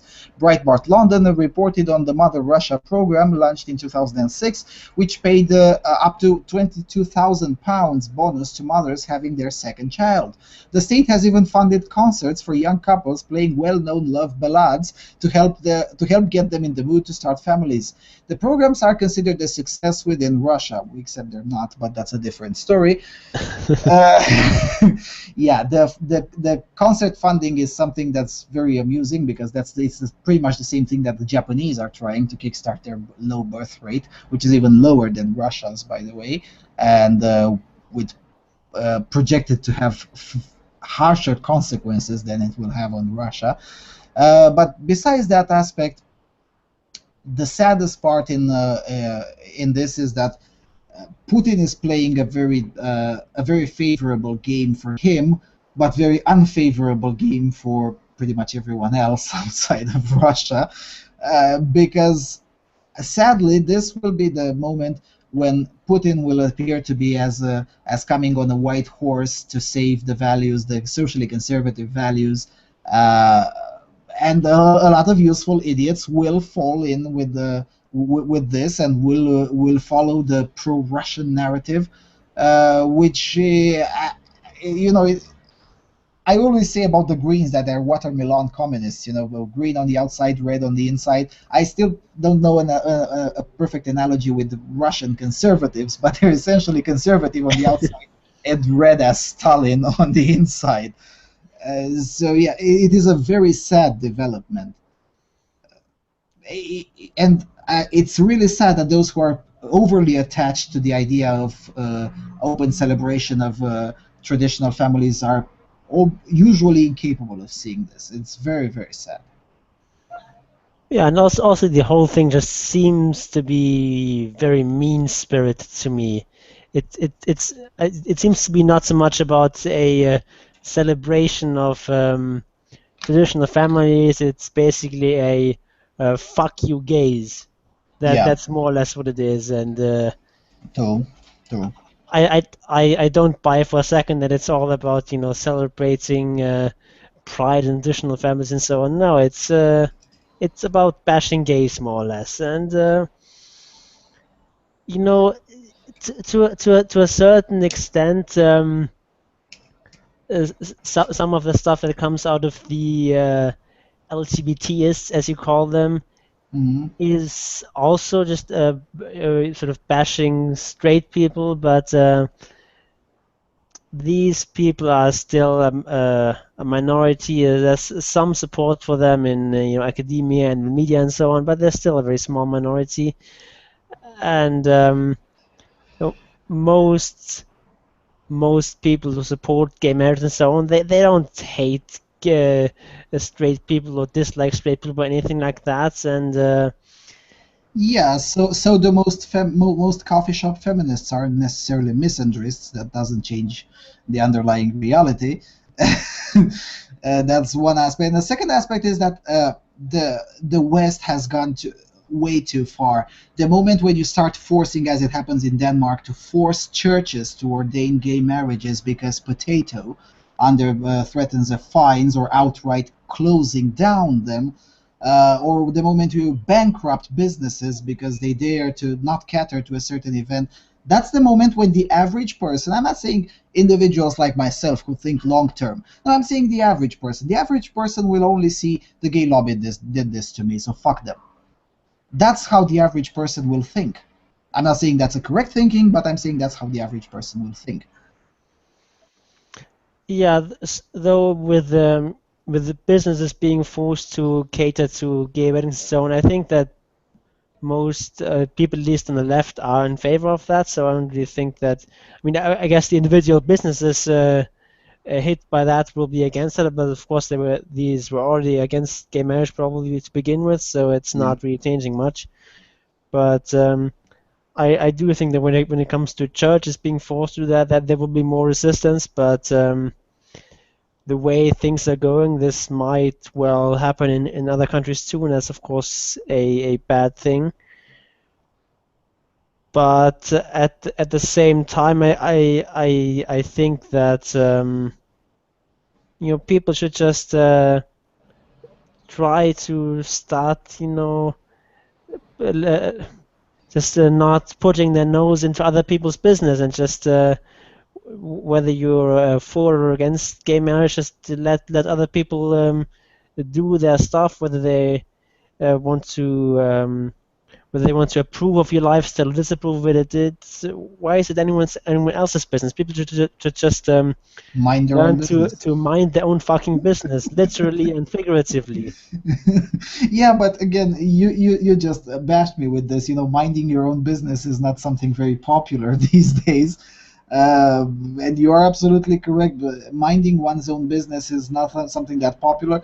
And whether you want to admit it or not, in the West, it's usually the left who doesn't mind its own damn business, because the church is gonna dislike the idea of gay marriage. Why the fuck go after them? That particular baker who makes, I don't know, $1,000 a month in profits is not going to like your particular brand of. Why go intentionally after them and then get bankrupt them through the courts?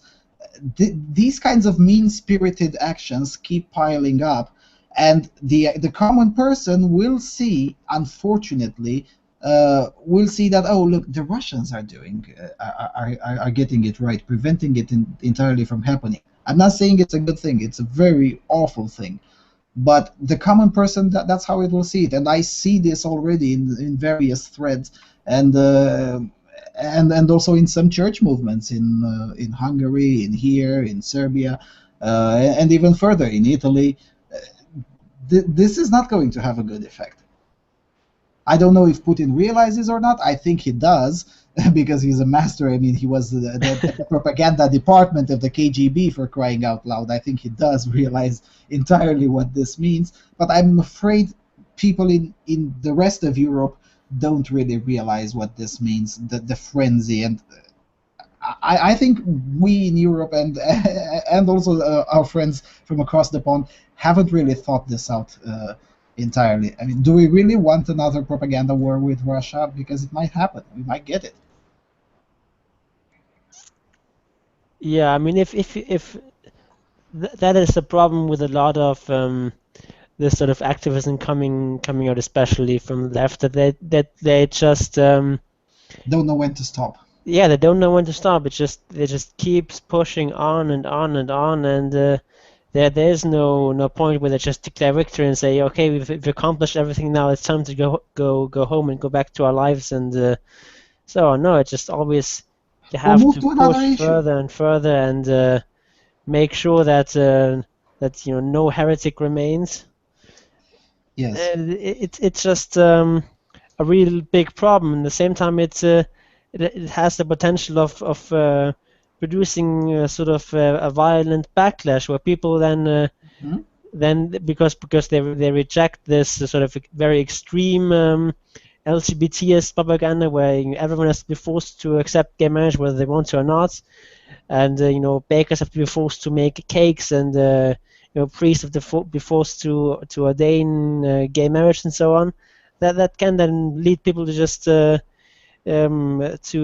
have this sort of violent backlash where they just stop tolerating homosexuality altogether, which would be the worst outcome Yeah, of it would all. be And an overall step backwards, yes. And that's what I am afraid. I have to be honest, I am afraid of such a backlash because that can lead the whole idea backwards, not back to the 1950s, but rather to the 1920s.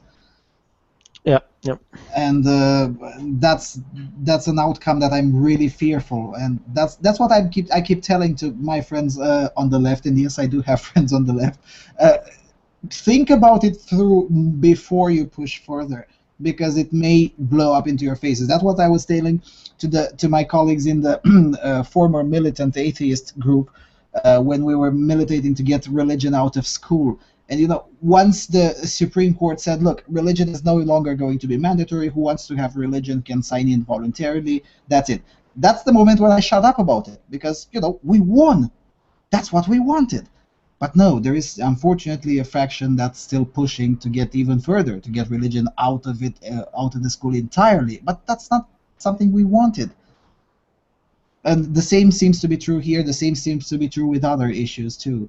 Uh, in Greece, for instance, the atheists obtained the same outcome as in here, and now they're pushing even further. Now, and taking advantage of the economic crisis, they can bash the church even further. And they don't understand that the society is already antagonized. So if you try too hard, especially in the economic depression, you might have an issue. But sort of the problem here is that this sort of movement is made up of lots of individuals, and it's basically a sort of tragedy of the commons type of situation where if you want to make a name for yourself within the movement, you have to just keep pushing further and further, and that sort of drives up your profile, and it's it's Hmm. uh, it's especially beneficial to sort of build up your own status if you get behind a sort of a situation where where it's not a clear-cut issue, where you're sort of pushing the boundaries, and this is why you sort of get sort of the most outspoken, the most vocal of, Hmm. and the sort of most vicious people often who come out on top in these kinds of movements, whereas the more sort of reasonable, moderate people they just disappear, and they just sort of disappear in the mass, and they're not really accomplishing much. Yeah, that's why I like the way AVFM is going. We started off significantly more assholes than we are now, and the more we gain prominence, the more we started becoming more moderate, because we achieved the first objective, which is essentially to get the dialogue going. And because we got the dialogue going, now we need to have the dialogue, as opposed to being perpetual assholes as we used to be in 2011. But in 2011, there were different conditions. AVFM managed to adapt itself, but other sectors of the non-feminist sector unfortunately have not, and that's quite sad. Another Jay says in the chat room, whatever their reason, I support Russia's effort on this matter. At least they're pushing back. Exactly what I was saying. Exactly what I was saying. It will seem at least semi-reasonably to many to see, well, they're pushing back to something that the West is pushing on them. That's how the more normal person think. I'm not saying it's entirely correct, but it creates this appearance. And Putin is going to take advantage of every single small issue like this, because, back in the old days, the first struggle was about economics. Now that we know that economics, the Soviet model doesn't work, well, he will apply what he knows on social issues. Yeah, and I mean, it's not like Putin is just going to stop at just leaving everyone alone. No, I mean, there are already laws that that ban so-called gay propaganda. Yes. Which it's not exactly a perfect toleration. I mean, homosexuality itself is not illegal in Russia, but it's still far from what we would call tolerance. Yes. Yes, and it is a very complicated, and it involves points regarding geopolitics, which we won't get in now, but yeah, it is the kind of situation that it should be managed more carefully. And unfortunately, as you said, given that in Europe we have more freedom of thought, definitely more than in Russia, the activism is usually made up of individuals who act pretty much independently, and they have an incentive to be, or at least to sound more radical than they really are. And yeah, I don't know what's the solution for this, but I am afraid of that particular backlash. That was exactly the only thing that I wanted to bring up. Okay, going to the next one. The Guardian. Facebook gets a feminist twist with new friends icons. As software updates go, the one coming soon to Facebook appears relatively minor. It's a slight visual update to the icons used to represent friends and groups on the platform, and probably won't even be noticed by the vast majority of users. But symbolically, the change says a lot. Why? Because it puts women first, literally. Until now, both icons had been fronted by a male silhouette. On the friends icon, one woman stands behind him to his right, and on the groups icon, he's backed up by one woman and one man. But as a part of a refresh of the icons, which also gives them modern haircuts, women have been put front and center. Facebook design manager Caitlin Winner explained her reasoning for making the change. As a woman educated at a women's college, it was hard not to read into the symbolism of the current icon. The woman was quite literally in the shadow of the man. She was not in a position to lean in. My first idea was to draw a double silhouette, two people of equal sizes without a hard line indicating who was in front. I placed the lady slightly smaller in front of the man. Winner instituted a similar redesign of the group's icon, placing the woman in the center of her and having her backed up by two men. It's not the first time someone at Facebook has launched their own project to make small but symbolically important changes. In 2014, the globe icon was updated to focus Europe for outside the Americas. Since then, an Asia-focused group has also been added. As a result of this project, I'm on high alert for symbolism, writes Winner. I try to question all icons, especially those that feel the most familiar.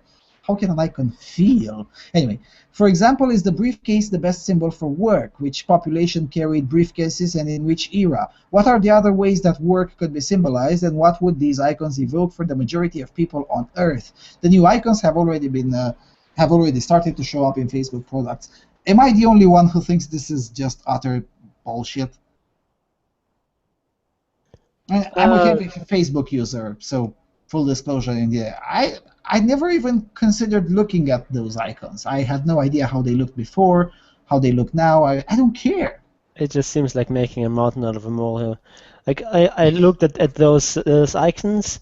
I don't really like the one with the two people that this woman has made. I think the old one just visually seems a lot more appealing. But just sort of from an aesthetic point of view, I think the other icon with the three people, where the new icon that she's made is the woman in front and two men behind her. I think that sort of from an aesthetic point of view looks a bit more appealing than the old icon, which is sort of most I can say. It's just I don't know anything about design or anything like that. Just sort of from my own perspective, it just seems to be sort of visually appealing.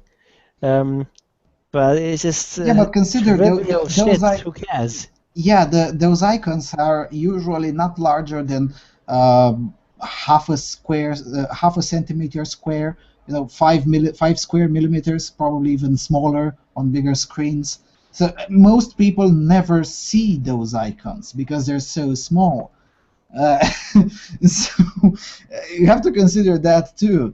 Also, when you have it on a friend's, only if that friend doesn't have an avatar, which most people do, especially those active on the social network. So that icon is mostly not seen by most people. To make this an international headline seems so bizarre to me. And also, this is her best contribution to Facebook. I mean, she was educated at a women's college. I guess that's what they learn in there. Yeah, I guess so. It's just really silly. It Not is. important. Okay, let's go to something even more silly. Okay, this one is from the Washington Post. In Europe, creating a post-gender world one small rule at a time. Caitlyn Jenner may have given Americans a crash course in transgender acceptance, but progressive pockets of Europe are moving toward an even higher plane, embracing what advocates describe as a post-gender world that critics say is leaving no room for women to be women and men to be men. In Berlin, for instance, fresh rules for billboard ads in a district of the liberal German capital read like a new constitution for land without gender identity. Girls in pink with dolls are basically out, as are boys in blue playing with technical toys. In ads showing both adult women and men, females cannot be depicted as hysterical, stupid, or naive, alongside men presented as technically skilled, strong, or business savvy. Adult women, featured alone or otherwise, must not be shown occupied in the household with pleasure. And in one stipulation pounced upon by critics, the Equal Opportunity Board of Friedrichshain-Kreuzberg, home to Checkpoint Charlie and remnants of the Berlin Wall, no longer wants to see images of women smiling for no reason. Women are always portrayed in a nice, easygoing way, and that is what we do not want, complained Petra Koch-Knöbel, head of the committee that drafted the new rules that went into effect in April for 28 billboards leased out by the district. The board is now pushing to expand the policy to privately owned sites. Detractors call it further evidence of an assault in Europe on gender roles that, some claim, is especially targeting heterosexual men. Facetiously celebrating the benefit of the new ad rules for men, the Seid newspaper columnist Harald Martenstein wrote, "We are allowed to smile whenever we want, even while doing the dishes." Millennials in both the United States and Europe are breaking free of gender roles and rejecting stereotypes. This week, pop idol Miley Cyrus told Paper Magazine that she felt neither male nor female. Jenner's butterfly-like transformation, meanwhile, has touched off a broader conversation over transgender Americans. In Europe, the crusade against sexual inequality, gender roles and stereotypes has been raging for years, with nations like Sweden pioneering progressive policies toward women and Denmark legally recognizing same-sex couples as far back as 1989. But advocates in Europe are taking increasingly aggressive action regarding gender mainstreaming, or the erasing of lines between the sexes. They are pressing for policies and laws ensuring that everything from bathrooms to boardrooms to street signs are gender neutral. In part, the push is about fuller equality for women and sexual minorities in both the job market and the political sphere. But proponents say that it is also about enforcing respect and breaking the male domination of European life. In March, Germany, home of Chancellor Angela Merkel, arguably the most powerful woman in the world, became the largest nation in Europe to legislate that women must occupy at least 30% of the seats on corporate boards. Actually, it's just on advisory boards, not on executive boards, which is an important distinction. Yeah, German is a tough language. You can't expect the Americans to actually speak it and get their facts fully. Anyway. That means that some of the globe's largest multinational firms, including Siemens and Daimler, must by law also now be among the most inclusive. Well, yeah, okay. In Germany, a country that, unlike some of its neighbors, doesn't recognize same-sex marriage, and where surveys still show significant levels of sexual harassment of women, the march toward gender mainstreaming is sparking heated debate. Some critics are decrying what they see as the rise of militant feminism and gender-based political correctness that, in some cases, is altering age-old traditions. Nico Schilling, a 27-year-old sports organizer at the University of Passau in Bavaria, for instance, said he was shocked when he received a call several weeks ago from his school's equal opportunity coordinator. She forbade him to hold a series of contests on campus, including a competition involving a Bavarian tradition called Fenstern, in which men in lederhosen race up ladders to be the first to kiss a woman on a balcony. I thought it was an April Fool's Day joke when she called me 5 days before the event and told me it was offending university guidelines, he said. Gender mainstreaming is going too far in some respects. Sweden this year added the gender-neutral pronoun hen to official dictionaries. The word caught on several years ago when Igalia, a preschool in Stockholm, began using it as a substitute for boys or girls to avoid referencing gender roles in children. In Germany and Austria, a push is also underway to alter the gender-based German language, which nouns such as police officer or teachers take a masculine form even when referring to a mixed group of men and women. Some German and Austrian university professors are demanding that students embrace new gender-neutral vocabulary in essays and thesis papers. In Austria, a special language committee recommended last year that gender-neutral language be made standard in official life, a proposal that so divided politicians and society that ultimately the board was dissolved. Language reflects power structures, said Anne Wieczorek, a self-described feminist author based in Berlin. If we want an inclusive society, we need to reflect it in our language.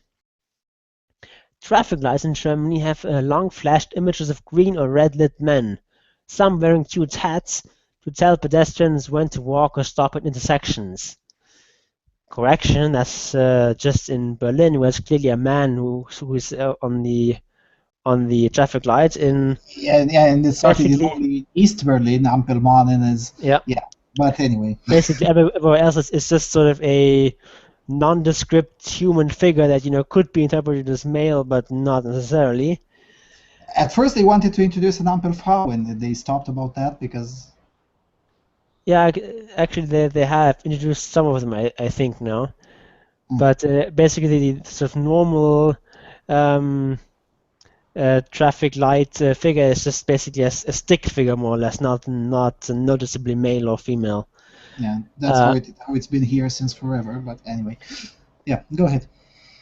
Yeah, but gradually this is changing, with cities like Bremen and Cologne among those that have replaced many of the male figures with those of women. Last month in Vienna, city officials went further, replacing traffic sign figures of solitary men with heterosexual and same-sex couples. That came 3 years after Austria officially changed its national anthem, which once spoke only of its great sons. The new language heralds women first, celebrating great daughters and sons.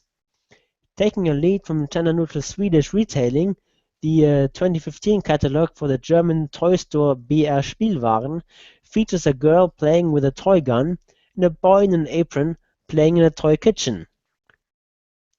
Some changes take more getting used to than others. Over the past 2 years, at least 6 unisex toilets, most with multiple stalls and some fitted with urinals, have opened in Berlin city administration buildings and theaters. The city is now conducting reviews of public buildings with the aim of establishing dozens more such bathrooms in coming years. The hope is to create even more space where men, women, and anyone else can heed the call of nature side by side, doing away with prudish notions of sexual differences. Berlin, like Germany more generally, is already a city that is no stranger to intimate exposure between sexes. It is not unusual to see naked members of both sexes luxuriating in the summer sun in city parks or public schools. Public pools. The sharing of bathrooms is merely the next step, and officials say also offers a safe place for those with gender identity issues. Initially, we were laughed at for doing this, but now that people are discovering that unisex toilets are just normal bathrooms, we are experiencing rather broad acceptance. Simon Kowalewski, a member of the Berlin State Parliament, whose private party proffered the idea in the first place, said, I guess. They don't need a word. That's why I don't vote for the Pirate Party. Anyway. It can, however, still be awkward. The Studio Art Theater in Berlin, for instance, converted its male and female bathrooms to unisex toilets about 18 months ago. On the doors are the universal gender signs for men and women, but also signs for transgender and intersex. Blooms sit in the urinals, along with a sign saying "Flowers for a Gender-Free World." Felix Witzlau, a 26-year-old student, exclaimed in wonder that as he entered the toilet, where both men and women were coming out of the stalls. Looking at the urinals, he said, "Should I water the flowers now?" But he shyly chose a stall instead. "It did feel a bit awkward hearing female voices outside," he said after emerging, "but I could get used to it." Quite a few inaccuracies in there. Yeah. But other than that, in some cases it makes it even worse than it is. For instance, when it says that, well, in Berlin, it's no stranger, it's not unusual to see naked members of both luxuriating in summer sun city parks or public pools. Well, yes, but it makes it sound like far more generalized than it actually is. Yeah, it's just some specific like nudist areas where there's like particular sections of the beach or something, or a public pool that are, designated as FKKK, which is a Freikörperkultur, where it's basically for nudists, which was quite popular in East Germany and is now sort of spreading in Germany as a whole. But it's not like there's everywhere like naked people running around. It's just some specific areas where people who like it, they can go there. And where's the problem with that? Yeah, the same thing has been existing here since, I don't know, since forever, as far as I'm concerned. The oldest such establishment was funded something like before this country even existed, something in the 1850s. So, but I don't see how that is such a progressive thing. And yeah, and also, isn't Berlin in some economic distress? I mean, that's their biggest problem now, creating bathrooms and whatnot, as opposed to, I don't know, liquidating the city's debts and so on. I could be wrong, but last time I checked. Yeah, I mean, as far as the bathrooms go, I don't really mind that. It's just not a big deal, I think. I wouldn't really mind going to a unisex bathroom. I mean, I don't really care. Yeah, well, I don't know. I would care if the force of the law would force private establishments to do this. Yes, that I would care about that too. But so far, at least, it just seems some public buildings and so on doing this. But the cash spent on changing traffic lights there, which was nothing wrong with them. I mean, they were functional. The role of the traffic lights is not to make political statements, but to tell you when you shouldn't cross the street so you won't die. I mean, I don't think it's a well use of taxpayers' money to make political statements with traffic lights and whatnot. Why? Why would you do that?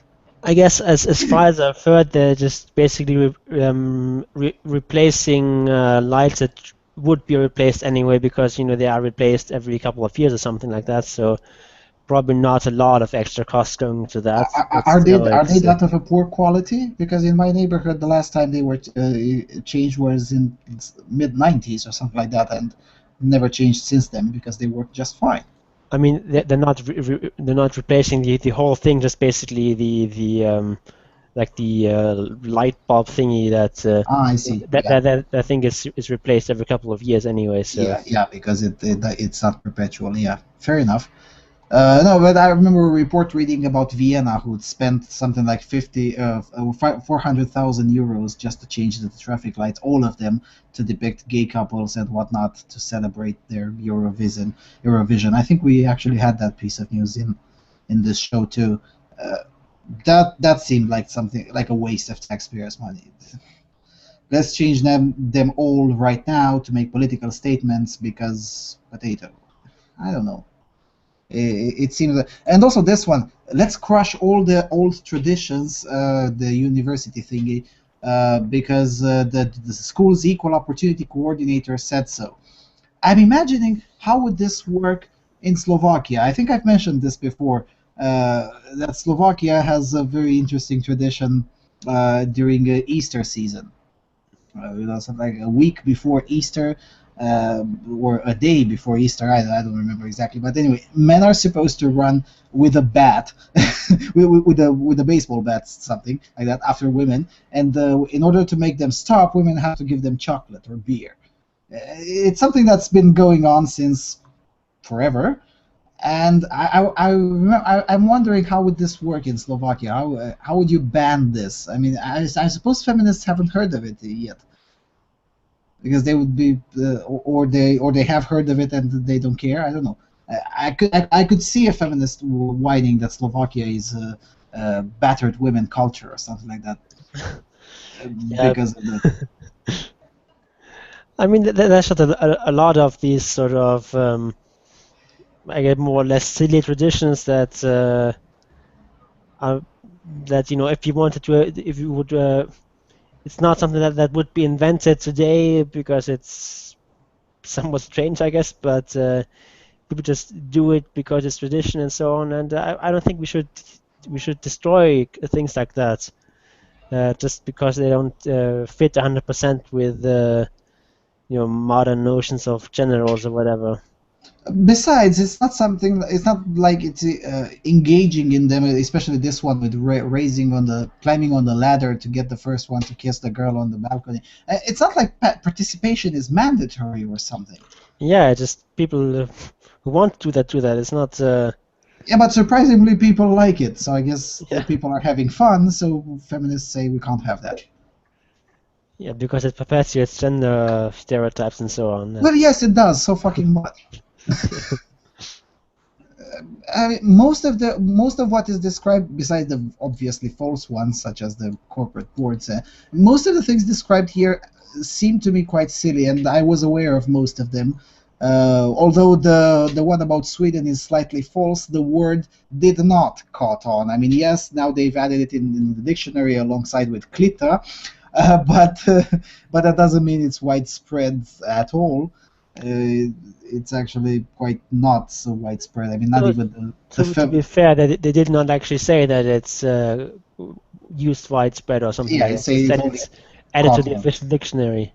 and it says it caught on, and yeah, I guess if you were looking only into the three tiny magazines that actually use it and who are read in total by 200 people annually, then yeah, I guess you can say it caught on as well. But otherwise, no, not really. And also, I don't think that preschools such as Igalia in Stockholm should be praised. I think it should be questioned more than praised, because I've read several blogs with parents who had their children there and withdraw them, and they reported that their children were confused, and some of their children had anxiety attacks and whatnot.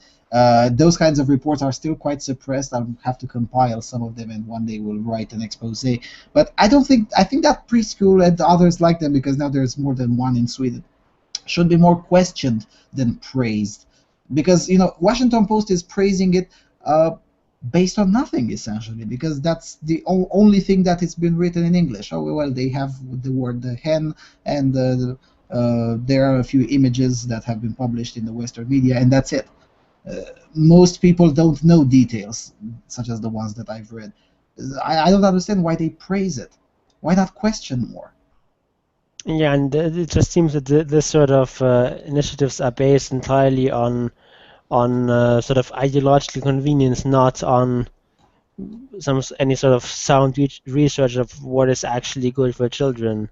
Mm-hmm. It's just yes, the assumption is just that it's publishing gender roles is harmful, and therefore we must stop doing that. It's no sort of research goes into what are the benefits, what are the drawbacks of traditional gender roles, and to what extent should we support them or Mm-hmm. question them. No, it's just they're bad, therefore we must get rid of them. Yeah. Okay, we actually got into time right perfectly, and I'm so happy to have elected a long news section that fitted right on time. And I guess with all of these being said, I'm going to plug shamelessly my channel again. Subscribe to Freedom Alternative if you want to hear some batshit crazy stuff from me. Because on my channel, I take a far more hard line than I take here. For the obvious reason, my channel, my rules, and it's a generally political channel. Sure, I'll go after feminists, but I also go after a lot of other groups as well. You're far less politically correct than here. Yeah, absolutely. Yeah, I'm far less politically correct than here. You can also see me cursing in like 4 languages until now, and I'll probably curse in even more languages by the time my channel reaches 100 videos. And I guess that's it. Any final advice, Mr. Gunnarsson? How about you take the red pill? Yep, take the red pill. Bye, everyone.